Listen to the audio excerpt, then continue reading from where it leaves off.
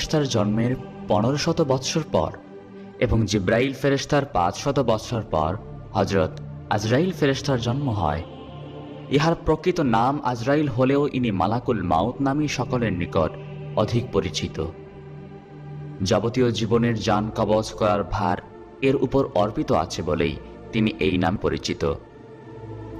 হাদিস শরীফে উল্লিখিত আছে, আজরাইল ফেরেশতার 4খানা ডানা এবং প্রত্যেক ডানায় অসংখ্য পালক আছে।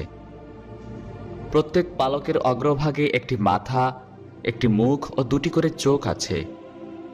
দুনিয়া সৃষ্টি হতে কিয়ামত পর্যন্ত যত প্রাণী জন্মগ্রহণ করেছে এবং করবে, আজরাইল ফেরেশতা তার ঠিক তত সংখ্যক মাথা ও মুখ আছে। অবশ্য এই সকল মুখ ও মাথা তার পালকের অগ্রভাগে অবস্থিত, কিন্তু তার প্রধান মস্তক একটি। এই প্রধান মস্তকের চারিদিকে 4টি মুখ আছে